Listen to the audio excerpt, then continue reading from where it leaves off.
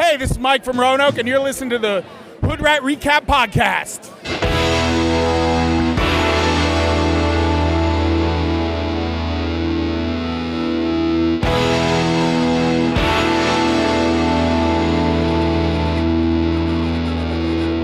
She got a sixer from the store down the street. Stayed up watching basketball replays. There's a reason that she can't go to sleep. And it's got nothing to do with LeBron James. We got bored, so we started a podcast about the best bar band in the land, man. This is the Hood Rat Recap, and we are back. We are your steady stream of the unified scene of all the news and reviews of a band that you love, we love, but your friends and family. Hi, everybody. I am Stage Right Mike on the mic. And as always, I am joined by the unified scene's very own King of Queens, Gasper. Gasper, how you doing today? I'm doing pretty good, Mike, but you know what? I've been trying to get people to call me Casanova. Valentine's Day episode, my buddies. Why Casanova, Gasper? Because I'm a world famous lover, man. And how's that working out for you? Not very good at all. People keep calling me Pepe Le Pew. So I'll stick with King of Queens. You stink as much as that joke. Pepe Le Pew's been canceled, too. God. It's a Smelly Lothario. That's what we could call you now. Next episode, I'll call you Smelly Lothario. Right. Moving off this awkwardness, that is the sound of Kevin is whatever, our on mic producer and third mic. How you doing, man? I am good. It's good to be back. This is a great episode that I feel we were very fortunate to welcome the ladies, Desi and Kayleigh, from the Hold Steady is for Women podcast. And we had a great chat with them discussing the interesting relationship views that Craig and the Hold Steady present to their listeners. Sounds good, man. You guys ready to jump right in? Let's do it.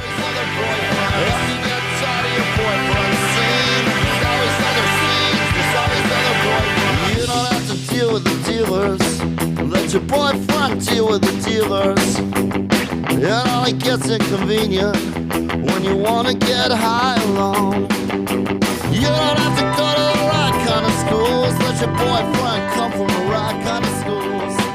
You can wear his old sweatshirt. So we want to welcome Kayleigh and Desi from the Hold Steady is for Women podcast. Thank you guys so much for coming on the show with us, man. Yeah, thank you guys. Thanks for having us. We've been looking forward to this chat. Yeah, I'm glad we could finally make it work. All these different schedules merging. Yeah. I think we've got 4 different states represented here, right? So. Yep. 2 time zones. We do. Yeah. 2 time zones, 4 time states. zones, yeah. And then the schedule between what's going on with the band and us, it's like that's really been making it crazy, right? Like this has been a roller coaster of a year so far.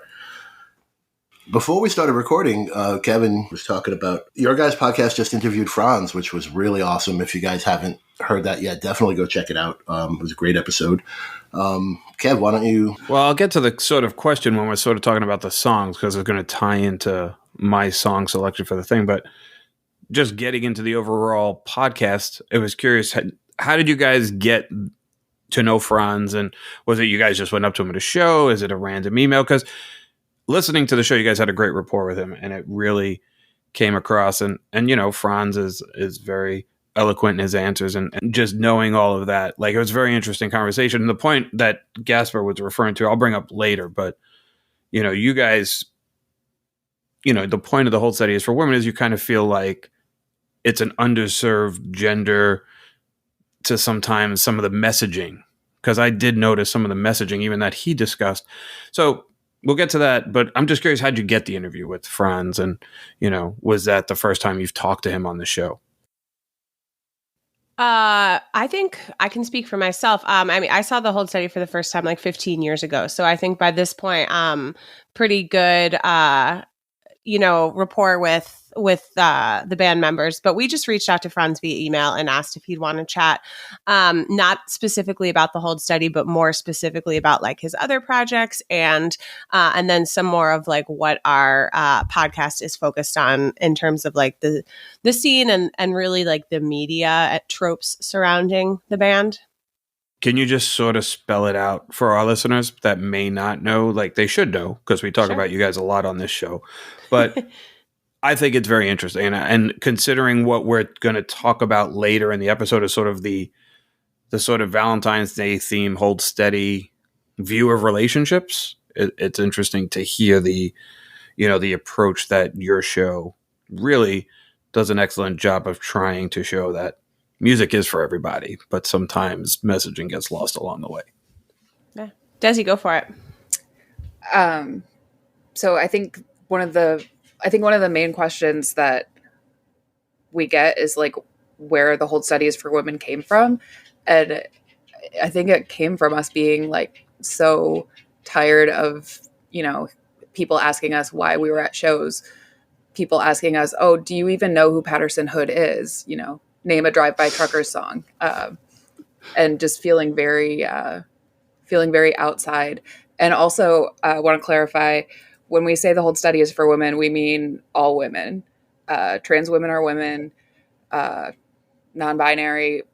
The Hold Steady is for everybody. So when we think about feeling like we don't belong in the space, we wanted to really make it clear that everybody does belong here. And if you feel otherwise, then we are here to welcome you.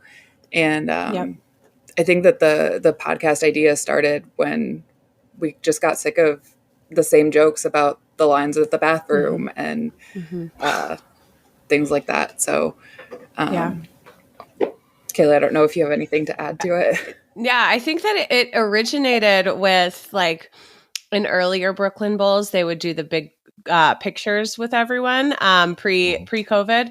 And one year we did like like all of our friends who all happened to be women. And there were like 15 of us in a group picture. And we were like, Hold Steady is for women. And it kind of came up from that. And really, if you like, I noticed it last time, especially too, if you look at the whole front row of the show, it's not a lot of white dudes these days. Like where, non-white or non-white dude people are taking up a lot more space. And so I think like one of the things that we felt important to clarify is that we've never felt like excluded by the music or the band or like the songs or not represented. It's been in, interviews with like jokes about dad music or things about how it's just a bar band for dudes and all of those things. That is where we were confused about like, well, wait a second, like we love this music, we've both have dedicated a significant portion of our lives to this band, why aren't we represented in the way people talk about the Hold Steady? Right. I can see what you're saying. So more like the way it's represented in the media and probably the social media groups and all the memes. Yes. So many memes. Yeah. Yeah, exactly. Because I've always found it's a pretty welcoming community. That's one of the things I love about this band the most is that they've built this awesome community around it. And I mean, I've told this before in the podcast, like I know about this band because of my wife. It was her who brought me the Hold Steady, and I've kind of taken it over because it's become an obsession. But cool. So let's hear about you guys went to the 20th anniversary show. Let's hear some details on that. We connected very, very early at the show. I think I was getting out of my cab and they were like, you guys were first online. So like props to you guys. Yeah. We brought it old school. I was going to meet a friend at a bar before I came, but what'd you guys think? Like up in the front row, like I saw you guys up there, and what's your impression of the show? It was an awesome one. I feel like it felt like an old school Hold Steady show. There are a lot of people who I've known for all of my time of going to shows were able to make it. And the set list too, all of Almost Killed Me. It just had that vibe of like an early Hold Steady show. It was a lot of fun. I was a little emotional. It was 20 years. It's crazy. It's a long time. Yeah. Now, you guys weren't at the first show, right? The one that was at North 6? No, I was 15. Yeah. Okay. Yeah. I unfortunately was not at it. I don't think any of us have been at the first show. I've heard about it, and I think if you went on the walking tour with Rob. Yep, Rob Sheffield. He kind of talked about that show a little bit, so I was very excited when they announced this one. Was anyone at the 10-year show at Music Hall? Yep, I was there. I was at the 10-year show at is it the Abbey? Is that the Harrisburg? Yeah, at the Abbey. Harrisburg. Yeah. It's funny that at that show, so Heather was just pregnant with my son. Because that was like, they called it the 10-year show, but it wasn't quite the 10-year show yet. They figured the math was out wrong. So we were kind of looking at it as like, this might be our last show because life's about to change and everything's going to, be different. And obviously that's not what happened because we're still here. But and while we're on that topic, I want to take a minute to congratulate Kayleigh. Awesome news. Thank you. You got a baby on the way. So yes, that's fantastic news and all the best of luck. Thanks so much. Yeah, I'm due in July with a boy. So this was actually technically baby's second or third Hold Steady show because I was also pregnant for Brooklyn Bowl, but we weren't talking about it yet. But I was happy to be able to still be in my spot and in the front row. And Desi and others made a barrier around me when the crowd got a little pushy so that baby and I were safe, which was really awesome. Just speaks to the community. Yeah, definitely. I give you credit for going in the front row because I don't ever want to be in the front row, and you not only went in the front row while pregnant, right? So that's almost like extra credit in the Hold Steady scorecard. It's usually like us and a bunch of our friends that are up there on the front row anyway, so that prevents it from getting too crazy. It's usually crazier like in the middle, a few rows back, if that helps to entice anyone to come to the front with us.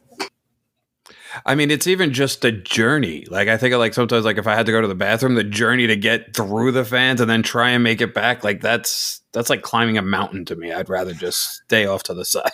And if I remember correctly, and correct me if I'm wrong, you guys are like with wine glasses up front at the shows, right? Wine in the pit. Yep. Wow. Which is amazing because like that's difficult in its own right, right? Like. But I remember seeing that at a few Brooklyn Bowl shows. We discovered the year before last that the Brooklyn Bowl will actually sell you an entire bottle of wine, which was kind of a game changer in the moment. It felt like we were doing something illegal, but then we were like, well, they just want the $50 for this $10 bottle of wine. They don't actually care. It's more efficient too. You don't have to. Matter of fact, now that we're talking about it, I remember a Brooklyn Bowl where somebody hands Franz a bottle of wine and he just kind of slugged from it. Was that you guys? That was, yes, our friend Claire. Yeah. Nice. Yep. We were like, well, we'll all get COVID, If we go down, we go down together. If we go down, everyone goes down. Yeah. There you go. Yep. Interestingly enough, my wife and I were at the Brooklyn Bowl show. And we did get COVID. I heard that in your recap episode. I was supposed to go to the 20th anniversary show, but I had just gotten over COVID and I had to travel for work. And I'm like, as much as I want to go, they already got a negative against me, so I can't go back and risk having to cancel a week of travel to get COVID. We had a few of our friends got it, as did Mosh Pit Josh after this year again, and I was shocked that we didn't. I had it in September, so I think I was at the tail end of my COVID antibodies. There but you go. We're freshly boosted, so we felt pretty okay. All right. Yeah. I think Kevin's like the last industry that still does the bubble, basically. That's where we run into things with him where he's like, I got to go to this city, so I'm not leaving the house for a week, basically. But has Melanie forgiven me yet for the COVID? You'll have to ask her. I mean, we still haven't booked Chicago yet, if that's your answer. So we're still playing it by ear. I didn't realize that was still a possibility. I thought you guys were just out on that. But with us, everything's still a possibility. All right, cool. I hope you guys do make it.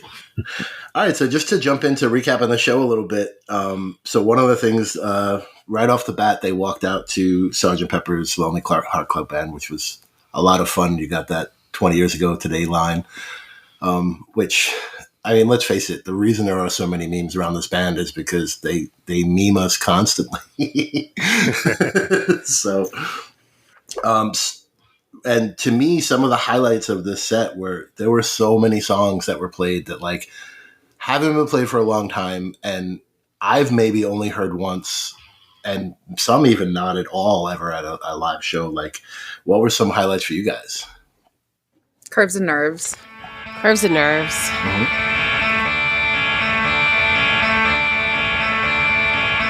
You know the call came in on the princess phone on the patio. She said, hey, that's your pillow. Tell that puppeteer that I ain't here yet. Tell him that I ain't done with my beers yet. Tell him that I'm up in Massachusetts, and if he wants to buy me some, I'll be in the kitchenette making meals out of marzipan.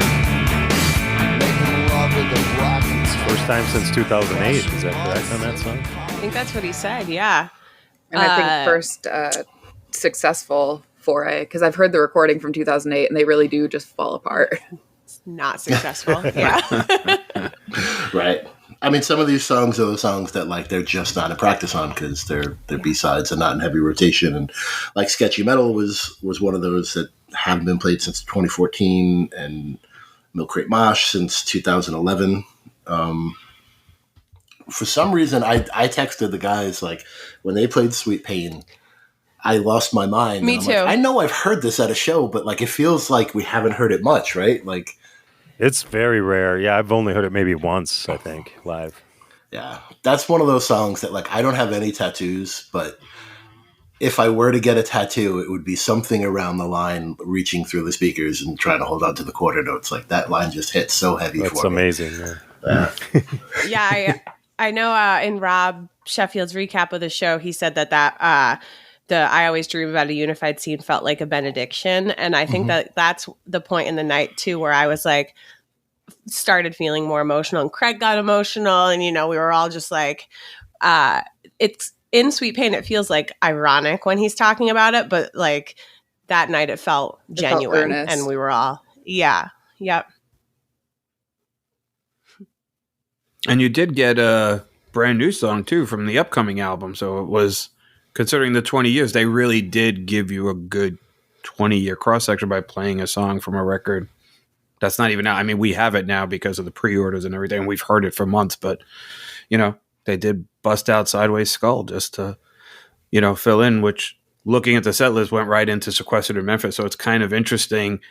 You get a new song, Milk Crate Mosh right before that, which are so a little more obscure, and then they go right into probably the most played Hold Steady song Right. of the night. I think they played a song from each album, right? And then All of Almost Killed Me and the B-sides, and then a song from every album, if I'm Yeah, that's about right. thinking. Yep. Looking at the set list, that's about right now. Yeah. And it was a good representation of everything, but it did feel like this is kind of our old stuff, but like we're going to give you everything. One of the things that struck me is that it felt like in the encore we get the Weekenders and Chips Ahoy, but like we get them backwards, right? Like you should get Chips Ahoy first, and then, but and of course certain songs, like any show that certain songs is played at is an amazing show. I love when Craig was doing those on his solo tour a few years ago. If you caught him doing certain songs on a solo tour in the Boston show, this must have been like 2015 for Faith in the Future. But he brought out Josh Cantor who does the music for the Red Sox and plays accordion, and they did certain songs together on stage, and it was wonderful.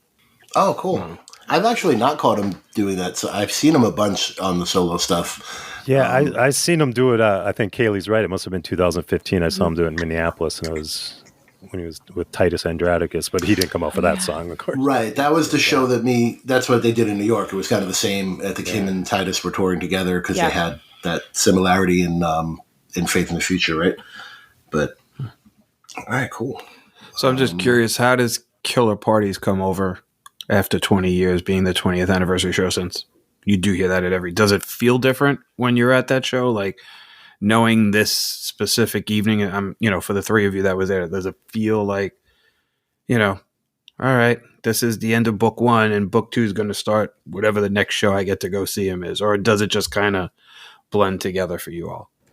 I think it blends together. It felt a little different this time just because, like Kayleigh was saying, we were all emotional. Craig was emotional. He was talking about how the 20-year show is really just like a celebration of 20 years of friendships. And I don't know, that one really, like, being there with Kayleigh, who's my best friend, being there with my husband, who I met because of the band, it just felt very, I don't know. It didn't feel like the closing of a book, but it definitely felt like Kayleigh, you're the writer. What's the interlude? That's the word.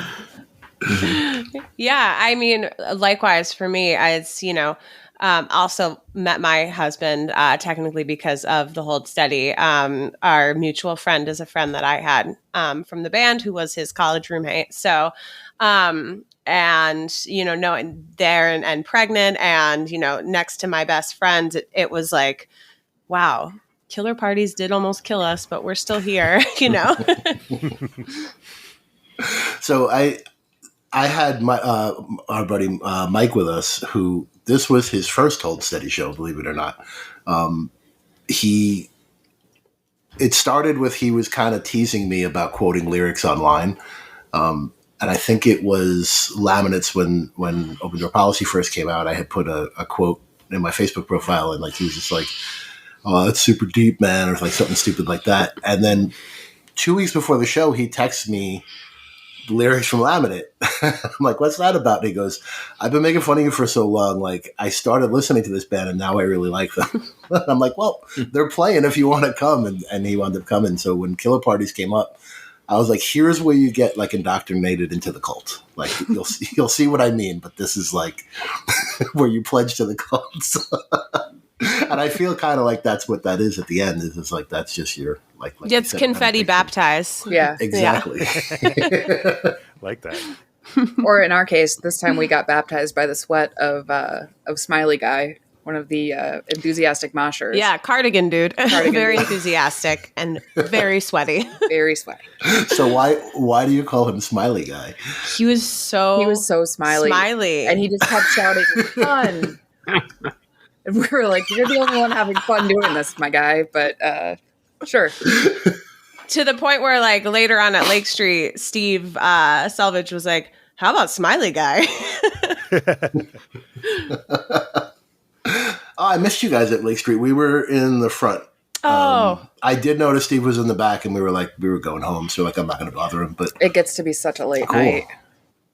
Mm-hmm. I can't believe how late I stayed out. But we scored some tables in back, and then I just hunkered down. I was like, I'm not moving. Nice. Be here with my seltzer. That is the play at Lake Street for sure. Yep. It's amazing how many people they pack into that place, right? It's crazy. Do you ever go not after Hold Steady shows? I keep meaning to because I don't live far from there, right. But I have not. Have you? Yeah, it's a couple times. When I'm in the city, we usually end up there. We were actually there Friday night too. Cool. Just after dinner, we stopped with some friends to hang out on the patio out back, which was. There's a patio out back? There's a patio out back, yeah. I had no idea. When you only go during the massive nights, it's November, December, so no one's on the patio. So yeah, good point. And we were there in the summer too. And Lake Street in the daytime is a little bit different, but they have they've got frozen Negronis. I've heard that I might need to check out some point after July. There's July. One waiting for you. Yep. All right, you want to jump into our theme? Sure. Let's Cool. do it. I was thinking, have one of the ladies go first. Sure. So just to explain what we're doing here with Valentine's Day coming, we decided to do a Valentine's Day-esque episode, and we're going to discuss the relationships within the Hold Steady universe and how they're depicted. And we're at a coin toss for the title of this episode. The original title was that we came up with was The Unified Dating Scene, but Kevin suggested that in honor of you guys on the podcast, the Hold Steady is for lovers. I So like we'll it. let you guys decide which do you prefer. That's nice. Hold Or if you steady have for something lovers, better, yeah. you don't need one of those. Yeah. Two, 'cause you, That is true. We will. Kayleigh's a writer. They're both very witty. They may have a better suggestion than either of those two, which, again, I'm happy to adjust. That sounds good. Desi, do you want to go first? I wicked don't, to be honest. All right. Well, because you used a Boston slang, I'll go first. So, I mean, I feel like Hold Steady doesn't generally talk about the best parts of relationships very frequently, Craig in his lyrics. I always thought it was funny how calls Boys and Girls in America his love record. But when I was thinking about what song to choose, I was coming back to an old song that they've been playing a lot more recently, which is Modesto Is Not That Sweet. That's an excellent song. Love that song. And I think Craig has mentioned it's one of his favorite Hold Steady songs.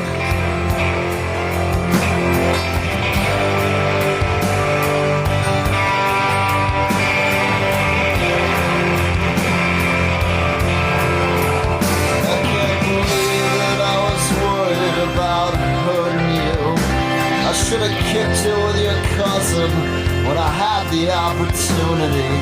'Cause I was at some party. She said she had to talk to me. Then she didn't say anything. I can't believe that I was worried about. It's a really beautiful song, and I was reflecting on how I think it was at Brooklyn at Soundcheck. He said when they played it, he was like, the whole story of this song is in the first two lines. I can't believe that I was worried about hurting you. I should have kicked it with your cousin when I had the opportunity. But then what I love about that song is how it lays out both the relationship of the narrator and, the woman that he's talking about, but also whatever's happening with the cousin at the party and her yearning and longing. And then this guy from California that turned out to be an asshole. And it's so much of expectations and reality and all of these things, coming together that really just speaks to anyone who has any experience with a number of relationships, romantic or otherwise. But I can't believe that I was worried about hurting you is a line I think about a lot. So many of these songs, it's like not many of them are just like we're in love and everything's great. It's always just like here's the tragedy of our relationship. Well, that's funny. That's sort of why when we were talking about the Hold Steady is for lovers, kind of isn't a title as we were doing. Well, personally, me as I was doing research into the songs, there's no real warm and fuzzy Hold Steady love song. Like, otherwise, one of the five of us would have jumped on it. And even in Modesto, it's talking about, you might still be showing out, but you look pretty good. It's like, there's always some demon in these relationships or some crutch or and that's just the world that Craig paints almost a million times over, whether it's this song, and it's going to come up if we talk about some of the other selections, like it's two broken people meeting, making it work for either a short period of time or an extended period of time. But like, it's almost like a beautiful tragedy. Like, here it is, but as told by Craig Finn. And, it's interesting that we're calling this a Valentine's Day episode, but it's not really like, the Hallmark candy and flowers. None of these songs have that. It's just not what they write. And that kind of makes sense in the, like Kayleigh was saying, Craig calls Boys and Girls his love record, but like that comes directly from the Jack Kerouac quote. The Boys and Girls in America have such a sad time together. Like I have the quote just to read it. It's Boys and Girls in America have such a sad time together. Sophistication demands that they submit to sex immediately without proper preliminary talk, no courting talk, real straight talk about souls, for life is holy and every moment is precious. Like, I like the way Craig says it better than him. Absolutely. But like that captures the whole thing there, where it's like that's where and it's funny that he calls that his love record because it's a weird thesis. Yeah, and even like I think about the songs on that record that could be love songs. Even Citrus has, the refrain is, I've had kisses that make Judas seem sincere. So even Citrus, which nowadays when they play it feels like a nice like community song and, people link arms but I'm like, well, are we listening to what we're singing along with here? Yeah. So it's interesting you bring that up because Heather was supposed to join us, but unfortunately couldn't make it. She's with my son, but that was going to be her pick. And I'm like, really, Citrus? Like, I don't see that as a relationship song. Like, why do you see that as a relationship song? And so I'd be like, can you expound on that a little bit? Because that's interesting. So it is a relationship song. I think it's about the way that people interact with each other. And that I think Craig's using the way that different liquors and mixers commingle as, a metaphor for the way that different people get along, and the effect that it kind of has on you. Or at least that's my reading of it. I could see it like that. So, I mean, that the innuendo there is definitely there in that line. But the rest of the song always seems so much to me like about music, like and the music scene, but that's still and that does commingle so much on that. Mm-hmm. True, that is true. Mm-hmm. I thought that was cool because, like I said, that would have been Heather's pick, and so thank you. Shout out to Heather. All right, Desi, you want to go next? Sure. And I had originally said that I was going to do Eureka. I'm going to pivot. And is it okay if I talk about spinners? Whatever you want to talk about. It's all good. So I feel like in general, the people who listen to the Hold Steady, the people who really love the Hold Steady are not necessarily the most healthy people, or at least we find them in parts of our lives where we're not maybe doing the best. And Teeth Reams came out when I had just graduated from college and I moved from Michigan to Virginia, and I had just broken up, or my long-term boyfriend had just broken up with me. And I was in this new city where I didn't know anybody. And when Spinners came out, it just felt like it was the right song, the right time, describing everything that was going on in my life.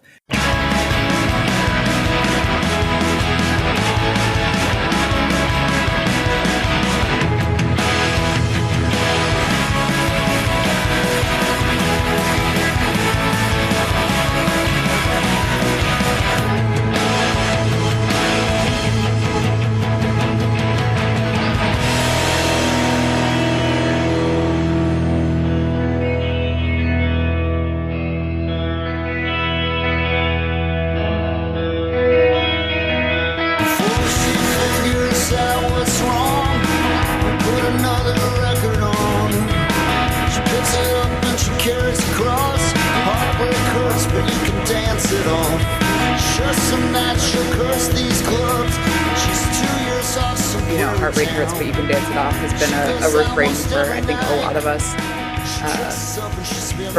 throughout many years.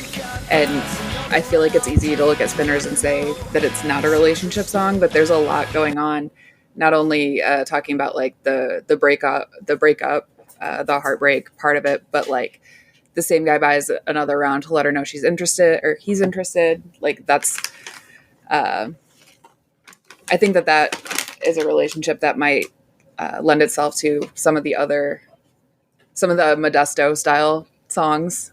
I mean, Spinners is also a great look at a person and their relationship to a city. So listening to your story about how, you were moving, you were going through these big changes, it kind of makes sense that song connects to you. And actually, that's the one that has the line that I love. That's like, once you're out there, everything's possible, might be a fight, might be a miracle. Like, you pack up your whole life and move to a new place, and all you've got is the brick and mortar until you find your space. And it really is a great period. So I can understand why when you say that, like that song would do, and it is a relationship. It's a relationship with this person and themselves. And sometimes when you get to Valentine's Day, you're always looking about these relationships with another person. But, there's that saying like, can't love someone else until you can love yourself. And like, that's how I look at Spinners. Spinners is like this person trying to make their way in this new city, but like still trying to find themselves as they're doing it. And,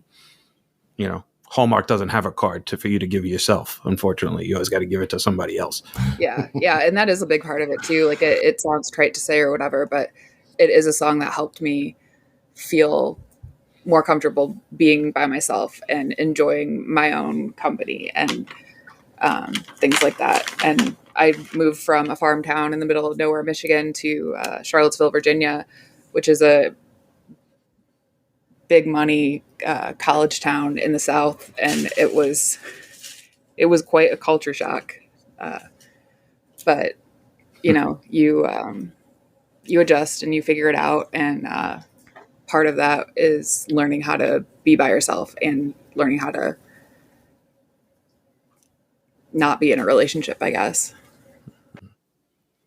And one of the things this song does that Craig is so good at is, yes, it does present this like tragic end to a relationship of the broken people, but at the same time, there's so many examples, and this is one of them, where like the empowerment of women in a relationship, because women do have the power in the relationship, and that line of like she decides she's going to get some guy before she even finds him. It's like I love when he does that, where it's just like, yeah, she's hurting, but like she's in control of this whole thing, and you don't see that in a lot of music, so it's cool to see that. Yeah, I love any song that a woman has agency in. So another reason that I think this is a popular favorite.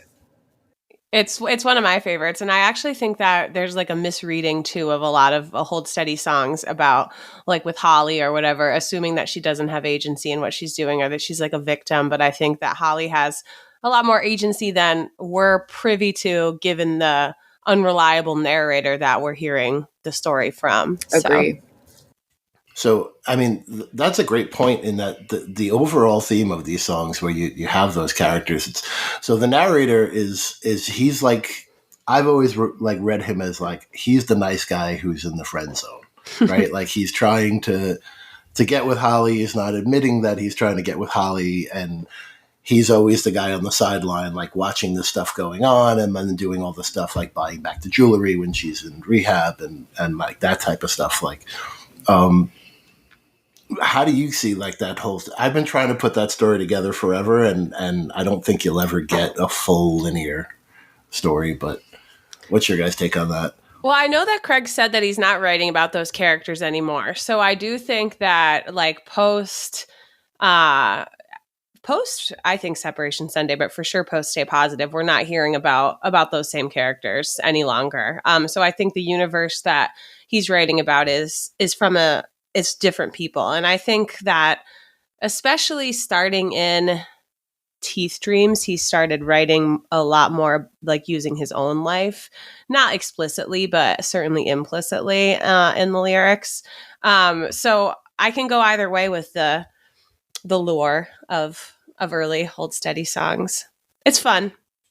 Now, do you find yourself, and I know he said that, and I do believe that, but do you find yourself when you hear a new song going, wait a second, like, is he talking about this or not talking about this? And like, the only song that I've done that with was I Hope This Whole Thing Doesn't Frighten You. And it's only because, that's about. Yeah, it feels like a return back to like the whole scene of this, and that makes sense, right? Because these are his songs, and like some of this is going to be based in his life, and even the early stuff has to be based somewhat in his life, so that kind of makes sense. I think he's just self-referential. So we had were you at the Brooklyn Bowl where a buddy of mine had asked a question, and I asked it in the Q&A. Now it's going to fall out of my head. The song Esther. We were talking about Esther, and he felt that like, is Esther Holly? Like, this is where Holly is when she's on the run.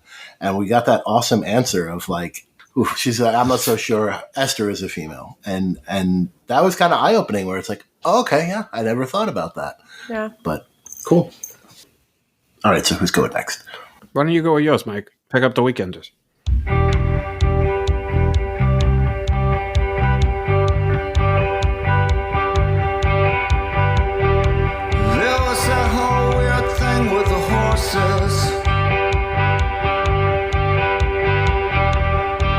I think they know exactly what happened. I don't think it needs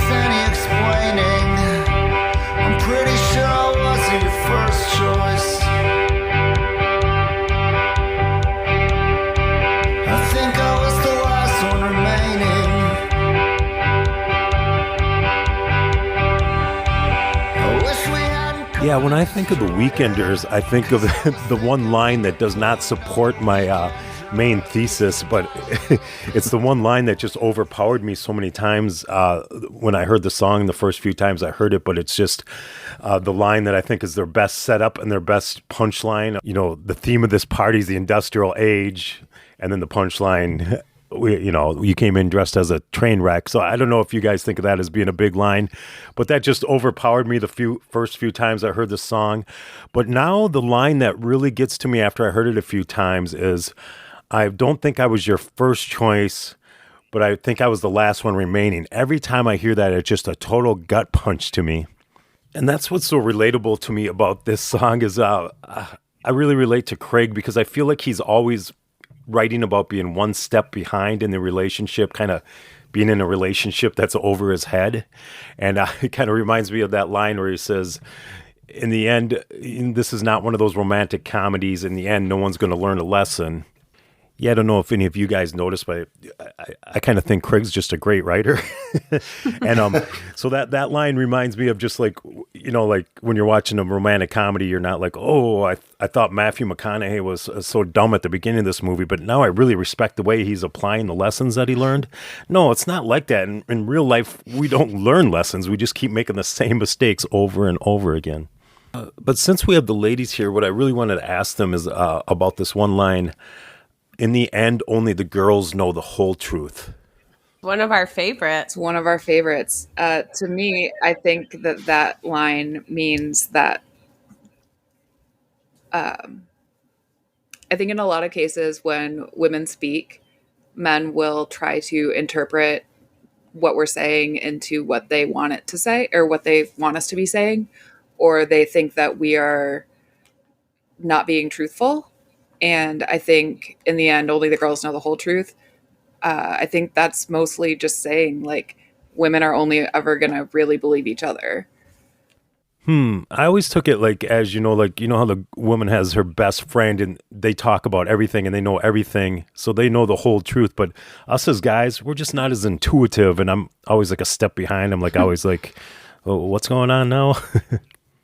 I also think of as like the group of women in the scene who may have been there as, the you can make him like yous of it all and the plus ones, but in the end, they really know what went on at the party. Right. Mm-hmm. See, now, for all the songs that we picked, I took a peek at clicks and hisses because I feel like that's such a great way to try to understand the story. Like, I don't know how correct he is, but so what? Not on this one.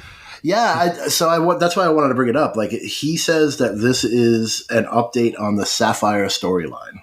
That it's a callback to Chips Ahoy, which we kind of agree with, and that Sapphire is the one that has the clairvoyance and is putting down the $900 on the fifth horse in the sixth race, and that Sapphire in his version of this story is also the person in One for the Cutters. Right. So I just wanted to throw that. Like, what do you guys think about that? Because in his description of the story, when he's saying only the girls know the whole truth, it's that Sapphire and another character know the story behind the murder. I think in terms of the like murder mystery of that record, yeah, I guess I can see how you get there. But I don't know. That's a line that I've always taken out of the original context. Mm-hmm. Yeah. I'm not sure on Heaven is Whenever that he's writing about Sapphire. Yeah, me neither. I don't know that we'll ever really get full answers either, because I think he likes the fact that this is a mystery and it's all mixed up. I'm going to jump with my example because I know Kevin's got the happier one, so we'll end on the happier note. So I went with You Could Make Him Like You. The thing I like about this song so much is that this is another example of like, they paint the female in this picture as like the vulnerable, broken one, right? Like that line, like you could wear his old sweatshirt, you can cover yourself like a bruise. Like that's a hard hitting line. And you're like, oh wow, that's really brutal. But like the whole thesis of the song is that like you have all the control in this, right? Like you can pick any one of these guys and just, that's your next boyfriend.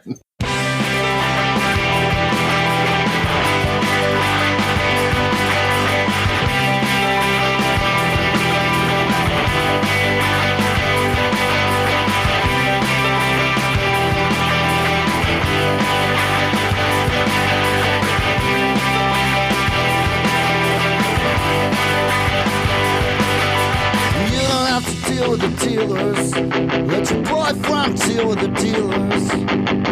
It only gets inconvenient when you want to get high alone. You don't have to know how to get home. I think it's kind of mean. I know Craig has said on stage that he's meant for it to be mean.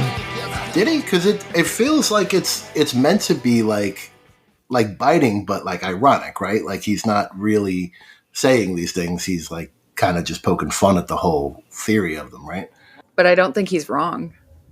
No. I think that's another Okay. song where the woman has the agency, and like we could pick any guy, like Right. not to be like, oh, like women have all the power, but especially in music, you just don't see that dynamic a lot. And I think that dynamic isn't super inherent in this song either until you start to like really listen to the lyrics. But let your boyfriend deal with the dealers, you know. It's just like you're using the guy to get what you want, which is kind of a spin on what most popular relationship songs are. Mm-hmm. Right. It's a spin on the idea of like you need the guy to handle all the details of stuff and they're going to just make it nice for you. But that's not really what he's saying here. It's that I'm going to take advantage of the fact that I got this guy doing all the stuff for me. Exactly. And I think the narrator, like the meanness and kind of quippiness from it comes from the narrator being a little bitter about that because they don't necessarily have the power that she's looking for. But I always it's one of my favorite songs, and have always kind of repurposed it as like an empowerment for like, yeah, that's right. I can make him like me. I can't. Yeah. While we're on this song, so you guys end your episodes with the song, but it's a cover of it, right? So did you guys have a band? Is that you guys, or is it? That is our other host, Heidi. It is her band, Early Riser. Oh, nice. They did a cover of that a couple years ago, and then actually at one of the Boston shows opened for the band. Oh, awesome. Yeah, that's pretty cool. Is that on Spotify? Do you know? Yeah. Early Risers on Spotify, and their albums are as well. So everyone should check them out. They play shows regularly around the city. All right, Kev, you want to go? Sure. So. It's no secret I've said on previous episodes, Stay Positive is probably the record I fell into the band because of Gasper, and so it's kind of holds a soft spot for me. So Two-Handed Handshake on that record is such an interesting look at the differences between guys and girls.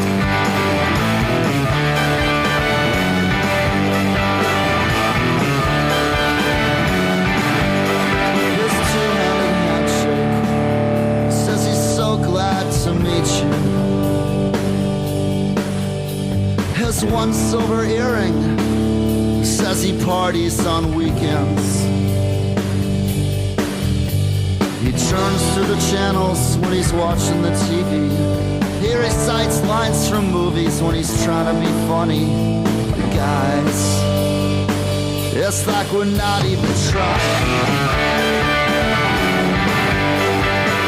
If you've ever been out in the bar at night, drinking with your friends, trying to meet people, the impressions that come across. I mean, Craig comes right out of the gate talking about the guy who does the two-handed handshake, which, you know, in business is supposed to be like this warm and fuzzy and like, oh, we're really close, but it's bullshit. We know it's bullshit. The person on the other end that gets the two-handed handshake knows it's bullshit. Like, and, you know, if the guy goes up to the girl and does the two-handed, like the girl knows. So it's a very interesting look to me at the differences when people are out. And, you know, to Craig's credit, there's some parts of this song, and I'd be curious to hear what the ladies think, but like the ladies don't come off necessarily that great too, because they do what the guys do and differently. And I think that's the point that makes the song work so uniquely and is not really so full of hatred, is that in the battle of the sexes, like you want to go back to the old school, like we all have our games, we all play them. And here's Craig kind of spinning them out. Like, you know, the girls will go to sleep with the makeup on, even if they wake up with a pimple, because the makeup helps them when they're in the scene. Like all of these references that they sort of make about it really, it's to me what Craig does the best when he paints a world that the minute you go, I've been that guy. It sounds douchey. Maybe I'm a douche too. Like, and or like, oh man, is that really what it's like? And and in the end, he tries to give you the kind of little push at the end where he's like, guys, I'm pretty sure we could pull it back together. And girls, you got to try and be nice to one another. We've all been out. We've seen girls get into it with each other. I was out the other night at a show and two girls were like, she stole my $5,000 bag. And I'm like, whoa. And these weren't 20-year-olds. These are 40-somethings. And I was like, this is crazy. I'm going to go away from here. And I had my wife with me. I'm like, you can watch, but I get hit and I'm in trouble. I'm leaving. So, but that's why I love this song, because it starts with a very simple, even the title, two-handed handshake. You think it's something good, but the song kind of really breaks down into some of the seedier sides of what guys do, what girls do, like, and how they are when they're out and about trying to figure out, how's this night going to end for me? And this is one of the only songs where you kind of get the advice of like how to make it all better, right? Like, it's like, just, we could all do better. There's like a positive message there where it's not the necessarily tragic relationship. It was a good pick, actually. And I kind of looked at it too. It's like Craig's way of saying, like, we're all in this together. So like, we can help each other. Like, hey, when we're out, let's just all be everybody's wingman or wingwoman, or like, we can have this end the way everybody wants and everybody's happy. You don't have to do all this other bullshit beforehand to get there. At least that's how I interpret that song. And it's such a fun song because it is upbeat and you kind of think like it's this party track, but really he's talking about some kind of, maybe some below the surface, little scummier type of mentality that exists in some of this culture. I can just relate because he says, Friday night we're at First Avenue and we're like pirates at bay. And that just kind of reminds me of where I was and how I was acting in my 20s. Craig's quite a good writer. I don't know if you ever noticed. He's going to make something of himself one day, I think. So we got the male take on that song. What's the female take on that song? I think that there have been going to these shows and been in this scene a long time. I think there have been hold steady shows and after parties that feel a lot like two-handed handshake. And I feel a lot like parts of that resonate for me. And then I was just reading the lyrics a little bit while you were talking, Kevin, and refreshing them in my mind. And I think sometimes narrator Craig gets a little condescending in his advice, like in Wait a While, as an example. And I think we see a little bit of that in here as well. And it's condescending that, the first time I heard Wait a While, for example, I was like, fine, but you don't have to say it. Like, I know. But this song is a lot like that too, because it's like, everybody knows that we're all joking and like faking it and that we're all putting on this persona and none of it's real. But like, you don't have to just say it like that, dude. Yeah, jeez. To me, the line that's really cutting in this song, which I don't know, is when he says, "You dress like contestants at some desperate pageant," and like, I'm like, come on now, I'd be like, I can't say that. Maybe if I put it to a tune, but like if I said that to anybody while I was out, I'd get smacked across the face, and rightfully so. Like, I would expect that to be the response if you went up to anybody that you were trying to start a conversation. I don't care if it's a guy or girl. Like, you say that, like you were saying, it's very condescending, and it's very like, it's like a backhanded compliment almost. Like, yeah, I'm trying to tell you, like, oh, you look great, but it's kind of desperate. Yeah, a backhanded handshake. Yeah, backhanded handshake. There we go.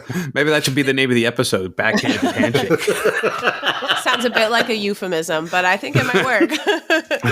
I think I Stay Positive is his aging record, right? Like he's talked about that at length, and I feel like he was just talking about it on his last podcast episode with George Saunders.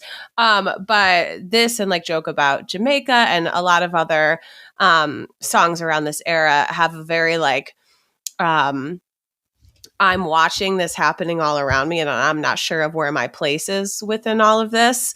And I think that it's an interesting outsider perspective that he starts to explore rather than being like in it. I mean, they're all filled with all of those biting lines. Like going back to wait a while, like that line, like there's other words than yes. It's like, wow. It's like he's calling her a slut. What the hell? I think that is exactly what I said in our Teeth Dreams episode. I think so too. We do not slut shame, Craig. We don't need the judgment. Come on.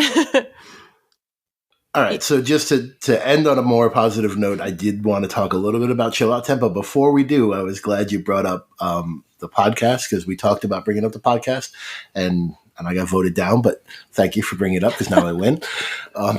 So Kayleigh what did you gave think the intro. about? Yes, you did, and I'm taking it.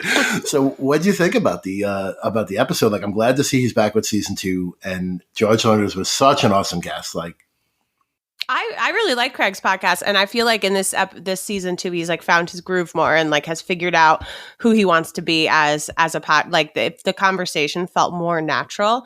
I think that sorry, Craig, if you listen to this, there were episodes in the first season that felt a little like he was reading off questions and not like letting himself have a conversation. But this one felt a lot more natural. And George Saunders is a big get. So yeah, absolutely. Yeah. And I mean, and that kind of happens with podcasting, right? Like I feel like we get a little bit better every show, and it just comes from doing it, like it's an adventure for sure. You go back to some of our earlier episodes and you're like, wow, what are you guys doing? See, we got to come full circle now with two things, because since we're talking about podcast guests, it can get me back to the point I didn't get to make when we were talking about Two-Handed Handshake, which is when on your last podcast, you guys had Franz on.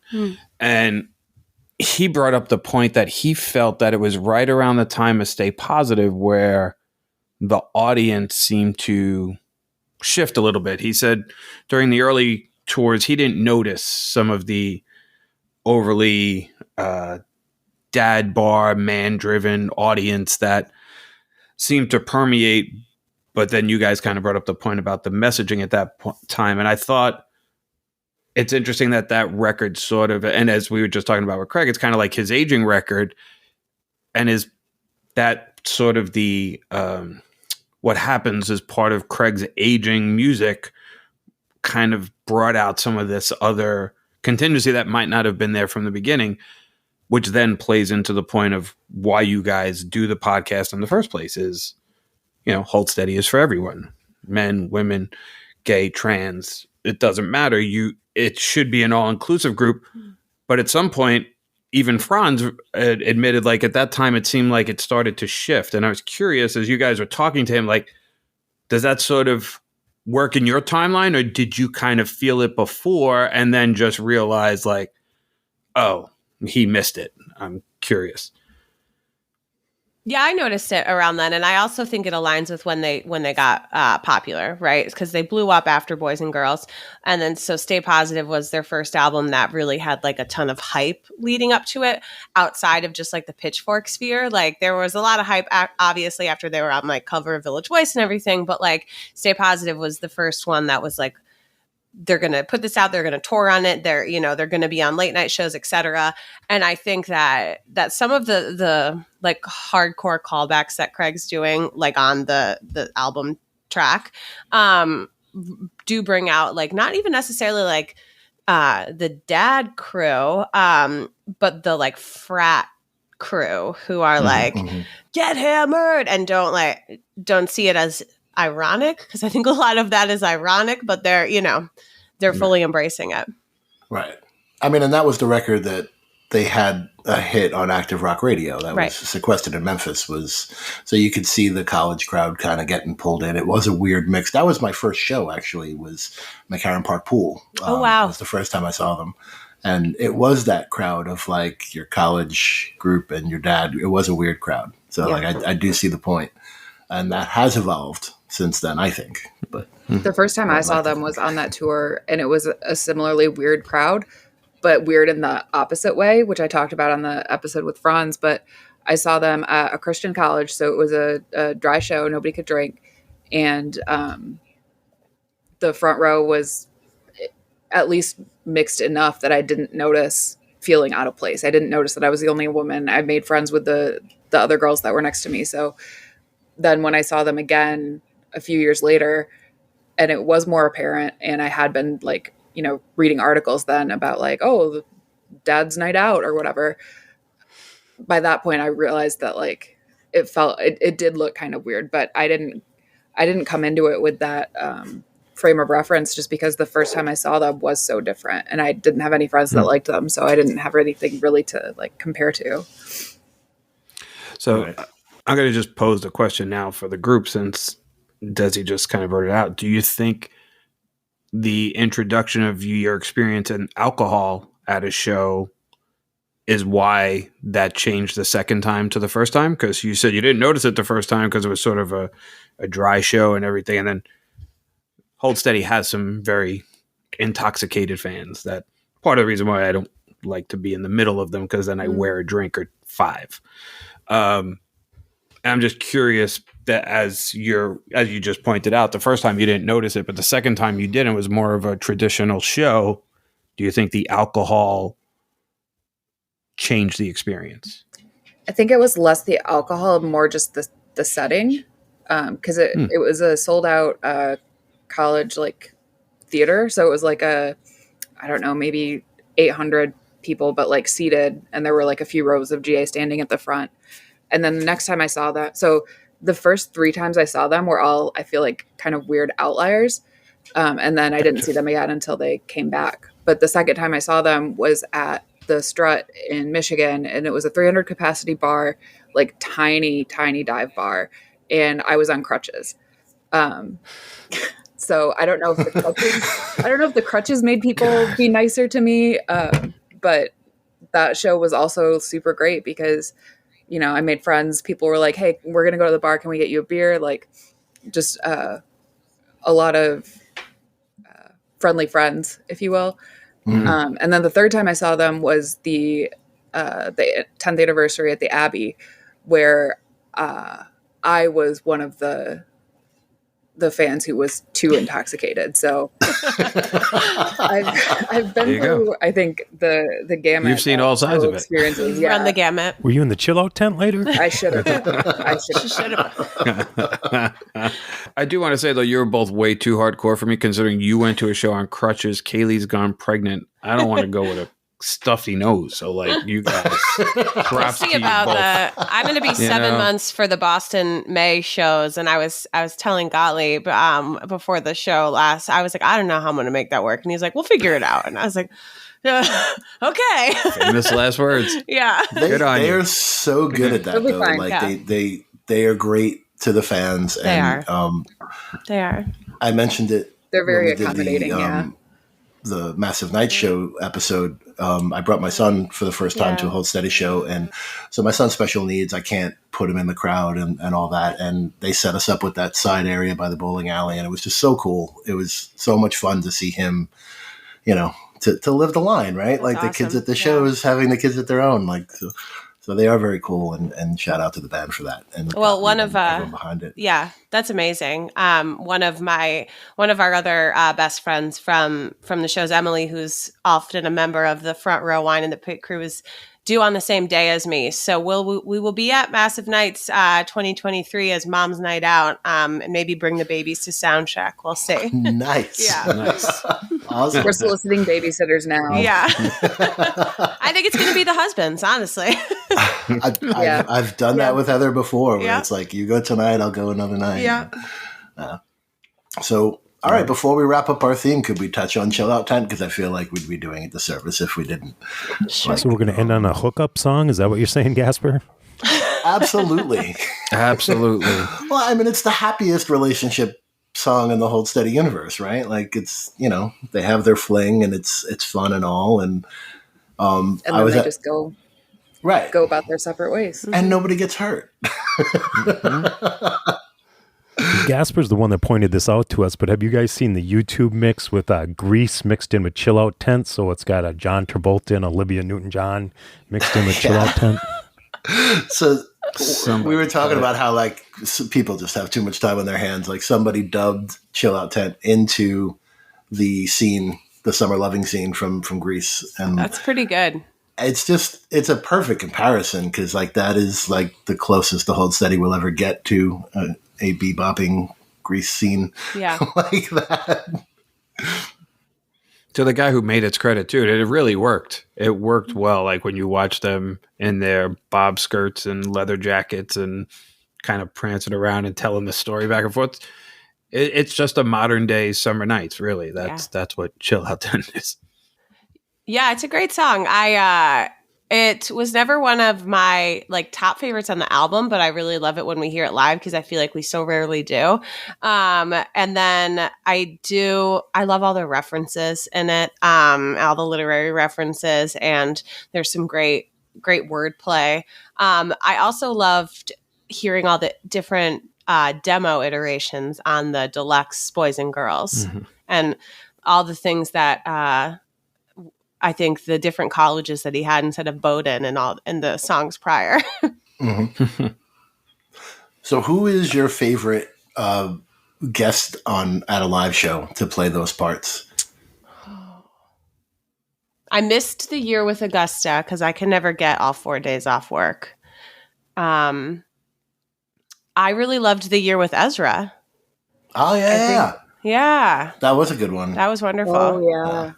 Was there a year that Laura and Rosenstock did it together? I think I there believe was. so, yeah. That And one was good too. I was going to say, I know love- Rosenstock has, but Yeah. I was actually, was it Laura Stevenson and Rosenstock, or was it Laura Stevenson and Titus? I know Titus did it one year. I don't remember who the female part was. I don't think that was Laura. I think it was Laura and Jeff. It may have been Titus and Ezra. And I'm trying to remember. Maybe. Look back at my pictures. But how about you? Who was your favorite? I love whenever you get to see Laura Stevenson. I've been meaning to see She's her wonderful. on a solo show, but I love her stuff, and that new record is amazing. It was big for me this year. It was a big, she just announced the 10th anniversary for The Wheel, so I'm hoping to go to that in Boston in April. Cool. Yeah, she's wonderful. I'm a big fan. I will say too, that song is probably the only song that mentions Izzy Stradlin. So he may not even know he's referenced in a song as like the most unfamous member of Guns N' Roses ever. So good on him to have at least one mention somewhere. Because I did notice that too. Have you ever really taken a look at the poster above my head? This is my living room. That's a poster they put out on the 10-year anniversary, and it shows like all the references. And there's like a key code of like who's who. Like one day, Kev, when you come over, you're gonna check that out of all the various references to Hold Steady songs and famous people. Just so you know, Gasper's not a fake Hold Steady fan. He has a Hold Steady poster throughout his entire living room. And He does. It's legit. Oh my god! The sad part is you got to see my office. It's almost embarrassing how many Hold Steady posters I have up. We have quite a few. Is it unfair for me to say my least favorite Chill Out Tent guest was Michael Imperioli, or was that not piece? No, I think that's fair. right. Although that is the year that Augusta Yes. did the female part. So What, he didn't learn his lines as normal, or what happened there? he was there. He weird just guy. didn't sell it to me. And it was weird him on stage, and I'm like, Michael from Sopranos is trying to do Chill Out Tent, and I don't My know. parents were very confused when I relayed all of that to them because they know about the Hold Steady and me, but I was like, and Christopher. And they were like, what? And they're huge Sopranos fans. Right. But, yeah. Yeah, that was a strange moment for me. Yeah. I'm curious how that came about that he opened for them, because it was a weird guest. It almost felt like you were watching someone's little brother's garage band play. It was on that one movie we reviewed on here, Stuck Between Stations. Remember, he was on for like 2 scenes, and then he just like dipped out after one day of recording. Did you guys see that movie, Stuck Between Stations? No. No, not yet. It's a terrible movie, but it's worth watching just for the goof, basically. It's got nothing to do with the Hold Steady. But they do take the line. So I think the guy who made it or the guy who produced it was a huge Hold Steady fan, and that's where it comes from. But it takes place in Minneapolis. There's a huge First Avenue scene. Yeah. It's Put fun it on the movie. list And for Michael a Imperioli. Saturday afternoon. Yeah, I it's a did good just- mindless movie. I went back and it was 29 Brooklyn Bowl 2019, but it was Ezra and Jeff who were doing Chill Out 10, and I loved that one. Ezra was probably one of my favorite openers out of Brooklyn Bowl as well. Mine too. Yeah. Yeah, but I loved when she opened for the band. It was such a great and that vibe of like the prison suits and like it was very cool. Yeah. All right. I think we're good. This was a lot of fun. Thank you, It was. Desi and Thank you, Kayleigh, guys. for joining Yeah, us. thank you for having us. Blast. Yeah. Thank you guys for coming on the show again. Desi and Kayleigh from the Hold Steady is for Women podcast. You can check them out anywhere podcasts are heard. You guys have anything you want to promote? I think that's it. Well, we're doing like monthly episodes now, so we'll be around in the next couple weeks with another episode. Awesome. We will definitely be listening. Great. Thank you, guys. Yeah, thanks. Great. Thank you. You don't have to deal with the dealers. Let your boyfriend deal with the dealers. It only gets inconvenient when you want to get high alone. You don't have to know how to get home. Let your boyfriend tell the driver the best way to go. It only gets kind of weird when you want to go home alone. You don't have to know the inspiring people. Let your boyfriend know the inspiring people. You can hang in the kitchen and talk about the stars of the upcoming sequel. But if you get tired of your boyfriend's things, there's always other boys, there's always other boyfriends. If you get tired of your boyfriend's scene, Wow, what a great conversation with the ladies from the Hold Steady is for Women. Thanks again to Kayleigh and Desi for joining us. As we say every episode, if you love what we do here on the Hood Rat Recap podcast, make sure you follow us on social media. We are on Twitter, we are on Facebook, we are on Instagram, TikTok. We have so many options for you to reach out to us, and we would love to hear from you. Tell a friend, give us a like, a follow, leave us a comment. All of that stuff helps us as we are out here talking about our favorite and your favorite band, the Hold Steady. Mike, what else we got for them? Yeah, and I just want to remind everybody on our Facebook page, the Hood Rat Recap podcast, there's a link to SpeakPipe, and I just want everybody to start hitting that up. You can leave us a voicemail, and we might play you on the next episode. You can just leave a comment, or you can... We want to hear what Hold Steady lyrics you misheard. If you have a clever name for like a Hold Steady cover band, like how they always have clever names like Dread Zeppelin and stuff like that. So we want to hear your Hold Steady cover band names. And so you just go on to SpeakPipe onto our Facebook page and just leave us a little message. We'd love to hear from you. Yeah, man. And if you're looking for our SpeakPipe and our social media or any of our episodes, a great jumping off point for that is our link tree. It's linktr.ee/the Hood Rat Recap. And you can find all things Hood Rat Recap there. So please check it out. And once again, I'm Gasper. That's Kevin. That's Mike. And that's Kayleigh and Desi, the ladies from the Hold Steady is for Women. And us guys and you guys and those ladies, all of us, we are all the Hood Rat Recap.